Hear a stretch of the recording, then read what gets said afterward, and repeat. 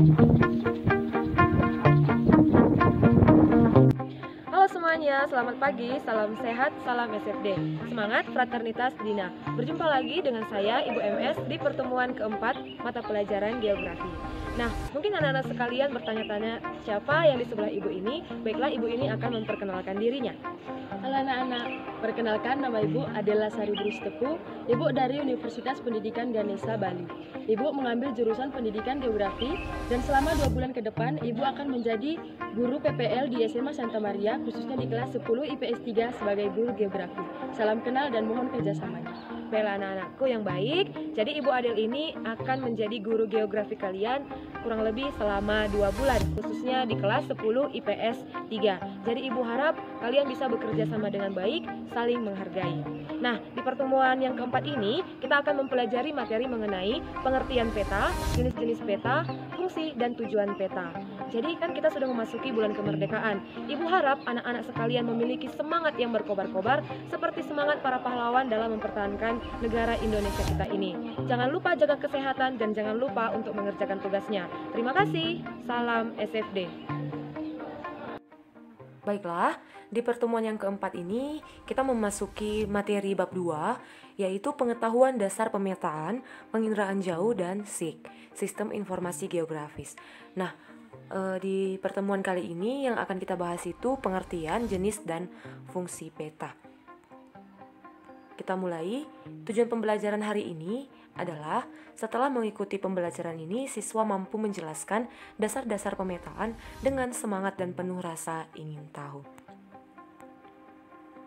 Nah, yang pertama itu adalah pengertian peta. Nah, peta adalah gambaran permukaan bumi yang disajikan dalam bentuk bidang datar dengan menggunakan skala tertentu. Nah, peta ini merupakan hasil penggambaran atau pemindahan permukaan bumi dari bidang lengkung atau globe. Nah, dia disajikan dalam bentuk bidang datar. Nah, itu adalah peta. Jadi, permukaan bumi kita ini sangat luas, jadi dia diperkecil, makanya nanti dia dikatakan menggunakan skala. Dia diperkecil dengan perbandingan antara permukaan bumi dengan perbandingan di peta tersebut. Maka gambaran permukaan bumi itu dia dibuat dalam bidang datar. Itulah yang disebut dengan peta. Nah, ada 3 hal penting yang terkait dengan peta. Yang pertama, ada pemilihan fenomena muka bumi yang dianggap penting sesuai dengan tema dan judul peta. Jadi, permukaan bumi yang dipetakan itu adalah termasuk ke dalam fenomena yang terdapat di permukaan bumi. Jadi, kalau misalnya tema atau judul petanya itu peta persebaran flora dan fauna, maka isi dari peta tersebut adalah tentang persebaran flora dan fauna. Jadi, isi dari peta itu disesuaikan dengan tema dan judulnya, dan biasanya itu merupakan fenomena yang terdapat di permukaan bumi. Contoh yang lain juga, peta persebaran barang tambang, itu judulnya.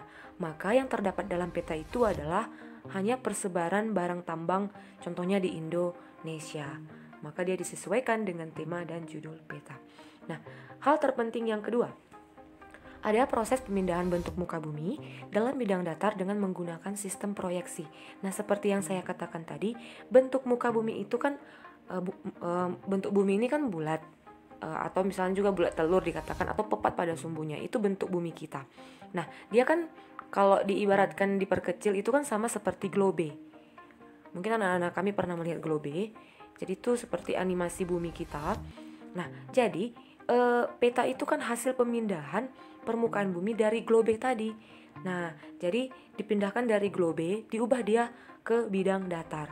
Nah, ini yang disebut dengan proyeksi. Nah, bayangkanlah fenomena permukaan bumi di globe dipindahkan dia dalam bentuk bidang datar. Itu dia sistem proyeksi. Jadi, ini pastinya menggunakan perbandingan atau yang disebut juga dengan skala tadi. Nah, hal terpenting yang ketiga adalah ada proses pengecilan ukuran muka bumi yang sebenarnya dengan menggunakan skala.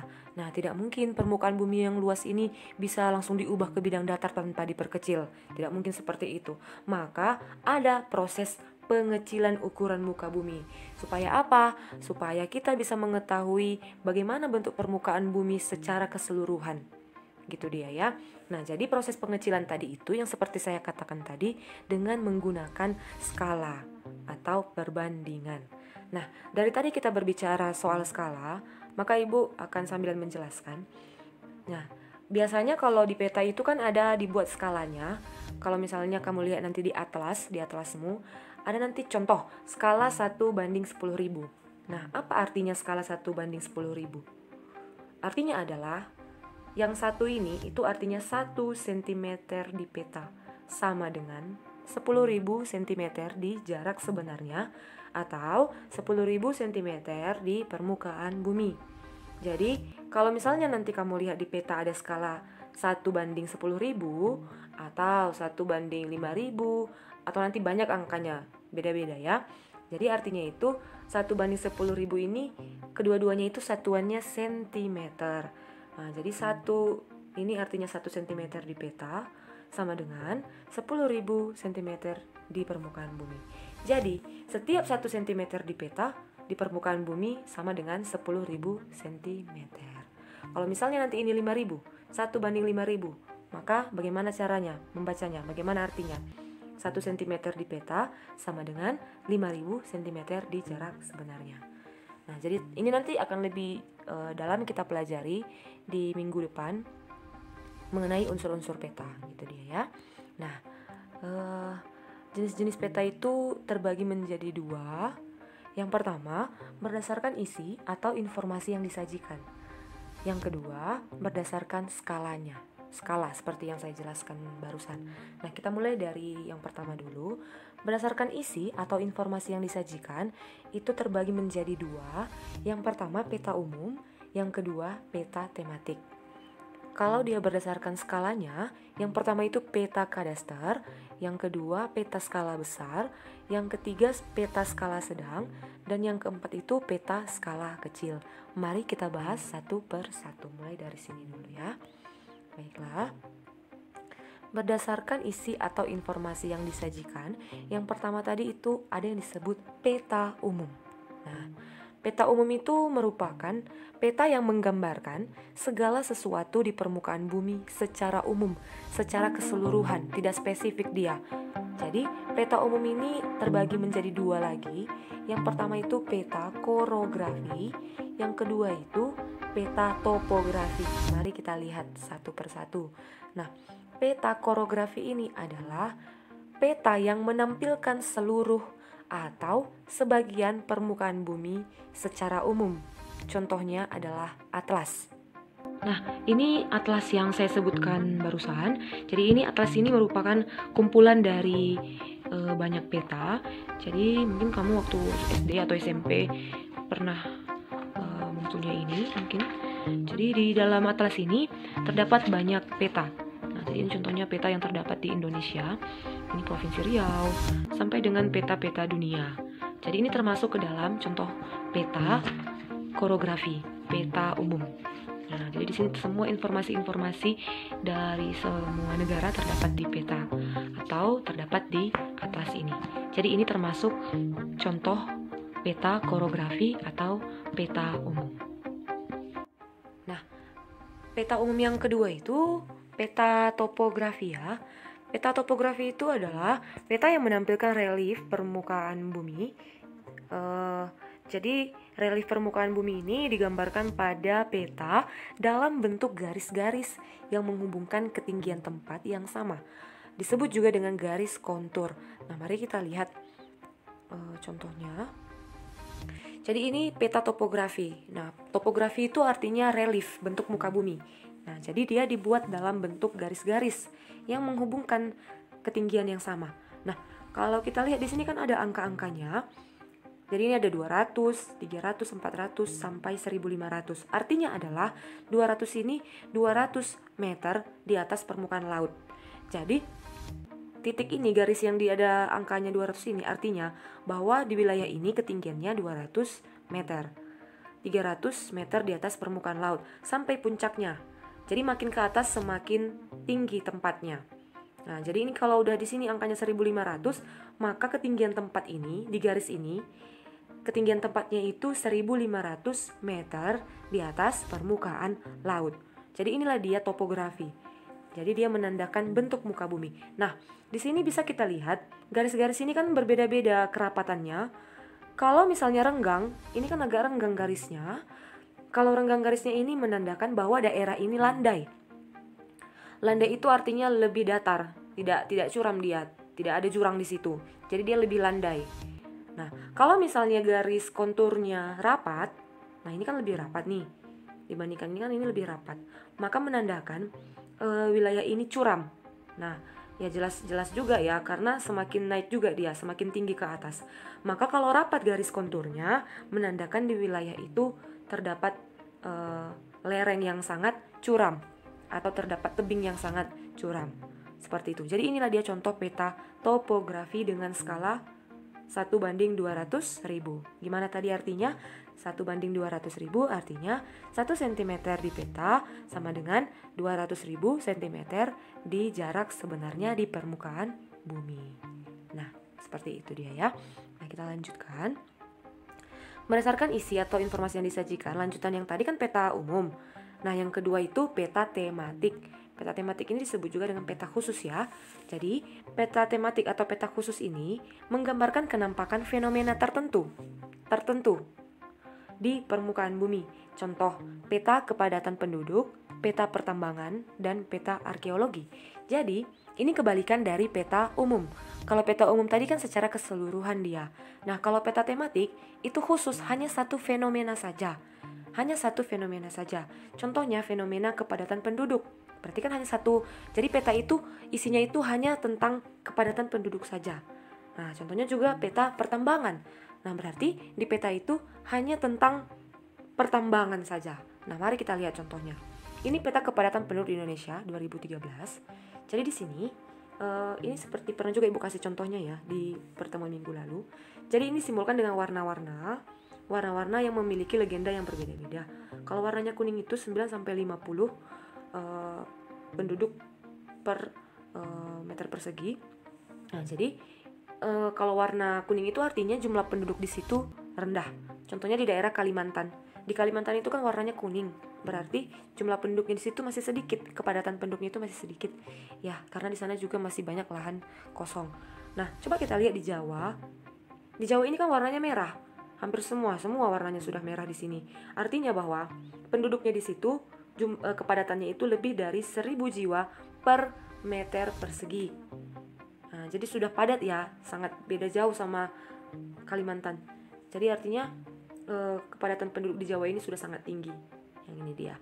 Nah, jadi semua wilayah Sumatera juga berbeda-beda warnanya sampai ke Papua. Jadi ini artinya di peta ini hanya menjelaskan tentang kepadatan penduduk saja.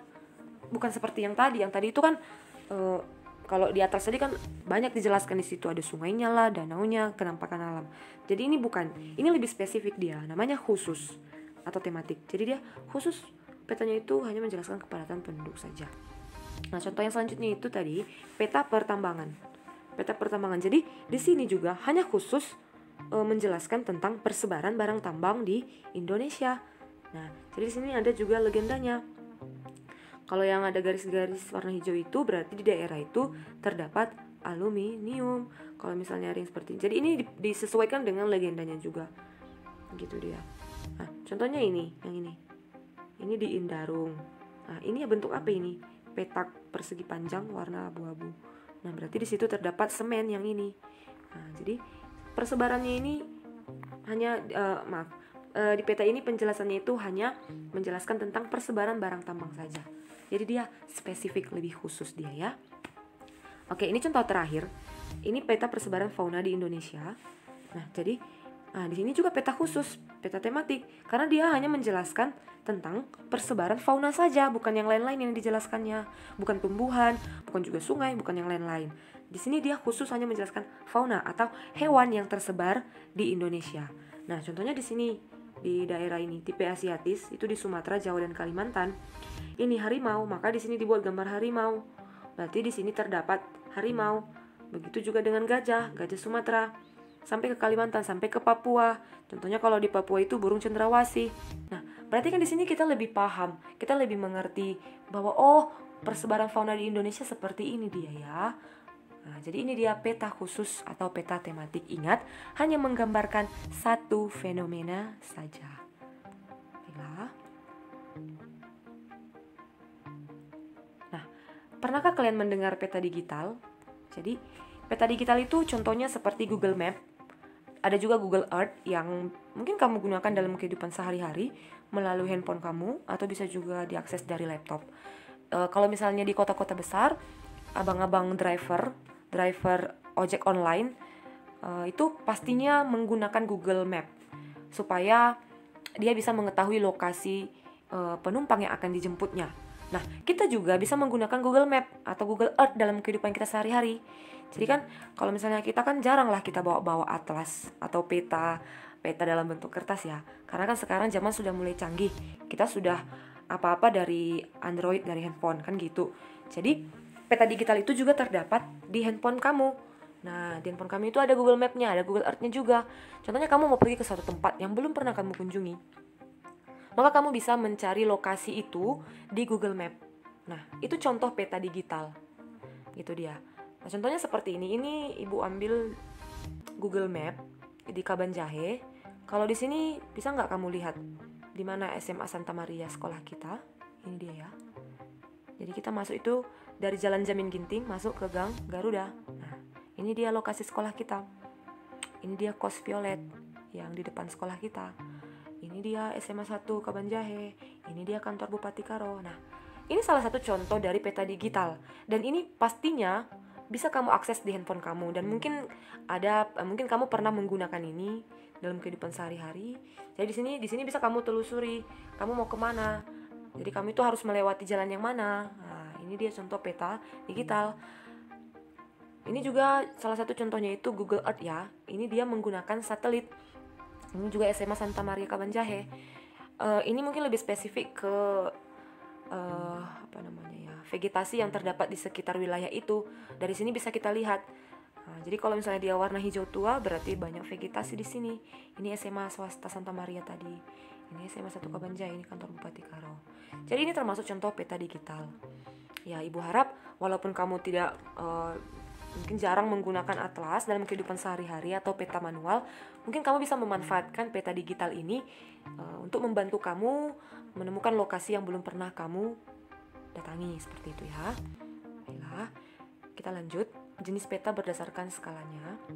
Yang pertama itu peta kadaster atau peta teknik. Jadi peta ini memiliki skala yang sangat besar.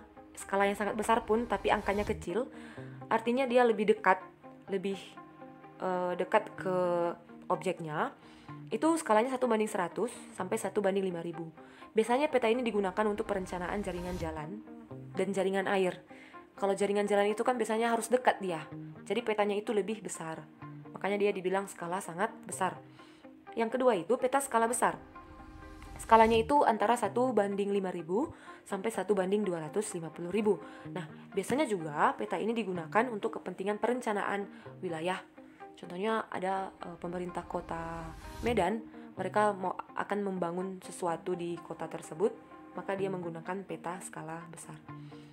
Baiklah, yang ketiga itu peta skala sedang. Ini memiliki skala antara 1:250.000 sampai 1:500.000. Dan yang terakhir itu peta skala kecil, memiliki skala antara 1:500.000 sampai 1:1.000.000. Oke, kita lanjut. Fungsi dari peta. Nah, yang pertama itu menunjukkan posisi atau lokasi suatu wilayah di permukaan bumi, pastinya ya. Jadi fungsi utamanya itu adalah dari peta kita bisa mengetahui lokasi wilayah yang mungkin belum pernah kita kunjungi, atau mungkin bisa membantu kita mengetahui lokasi kita ini berada di dekat apa, berada di mana. Jadi dari peta bisa kita ketahui lokasinya. Itu dia. Nah, fungsi yang kedua itu adalah memperlihatkan atau menggambarkan fenomena-fenomena dan bentuk-bentuk pada permukaan bumi. Ya, betul sekali, sama seperti contoh yang kita lihat tadi. Nah, fenomena-fenomena itu contohnya seperti fenomena persebaran gunung api di Indonesia. Kan kita nggak bisa lihat dari atas kalau tidak dari peta, kan gitu. Jadi ini sangat membantu sekali. Kita bisa melihat persebaran gunung api, kita bisa melihat persebaran flora dan fauna, bisa melihat persebaran permukiman penduduk, dan masih banyak lagi yang lain. Gitu dia. Nah, fungsi yang ketiga itu adalah memperlihatkan ukuran luas daerah dan jarak di permukaan bumi. Jadi sebenarnya ini nanti kita praktekkan, tapi mungkin karena daring tidak bisa kita praktekkan. Jadi dari peta pun kita bisa mengukur panjang sungai. Jadi kamu nggak perlu datang langsung ke sungai, contohnya sungai Nil ya. Tidak perlu kamu datang langsung ke sungai Nil untuk mengukurnya, tidak perlu. Dari peta Nako bisa kita ukur panjang sungai Nil. Nah, tapi itu dipraktekkan ya. Mungkin sekarang kita terhambat untuk melakukan itu. Itu bisa nanti kita praktekkan kalau kita sudah berjumpa di sekolah. Jadi nanti bisa menggunakan benang yang akan, nanti benangnya itu kita ikuti alur sungainya, baru kita ukur menggunakan penggaris, baru kita kalikan ke skalanya, gitu dia. Bisa seperti itu. Nah, fungsi yang terakhir itu adalah menyajikan informasi dalam konteks keruangan. Nah, ruang itu artinya bagian di permukaan bumi. Nah, ruang di permukaan bumi. Jadi ruang itu nanti terbagi-bagi. Ada ruang kota, ruang pedesaan. Contohnya Kaban Jahe itu pun termasuk ruang. Informasi apa yang bisa kita dapat dari ruang tersebut. Seperti itu dia ya. Baiklah, yang terakhir, tujuan pembuatan peta. Jadi peta ini dibuat, tujuannya itu adalah membantu suatu pekerjaan. Misalnya untuk konstruksi jalan, navigasi, atau perencanaan. Nah, biasanya peta ini akan selalu dimanfaatkan oleh mereka yang bekerja di pembangunan. Contohnya pembangunan jalan, pembangunan jembatan. Maka dia harus mempunyai peta wilayah itu. Supaya apa? Supaya dia bisa mengetahui, oh jalan ini akan saya bangun di sini, jembatan ini akan dibangun di sini. Jadi harus ada petanya kan. Kalau misalnya tidak ada petanya, maka mereka akan kesusahan menentukan lokasinya. Nah, kemudian juga untuk navigasi arah. Contohnya ini biasanya di bandara. Kalau di bandara itu kan harus ada juga navigasi. Contohnya untuk mengarahkan pesawat harus bergerak kemana. Jadi itu harus didasarkan pada peta juga gitu. Kemudian perencanaan pembangunan yang lain. Contohnya pembangunan kota, misalnya akan dibangun industri, pabrik, atau dibangun supermarket, dibangun mall, atau yang lain-lain. Jadi mereka harus mempunyai peta untuk membantu mereka menentukan letak yang sesuai. Seperti itu. Yang kedua itu menyimpan informasi. Banyak informasi yang bisa kita dapat di peta.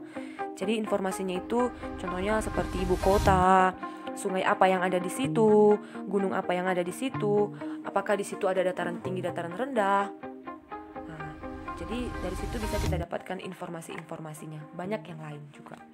Nah, yang terakhir, membantu dalam pembuatan suatu desain. Nah, ini tadi berhubungan juga sama yang ini ya. Jadi kalau misalnya kamu bekerja sebagai kontraktor nanti mungkin, atau arsitek, ya kamu juga harus membutuhkan peta untuk mendesain apa yang akan kamu bangun. Jadi inilah dia tujuan dari pembuatan peta. Baiklah, demikianlah pembelajaran hari ini. Semoga bermanfaat untuk kalian, terutama dalam penggunaan peta dalam kehidupan sehari-hari.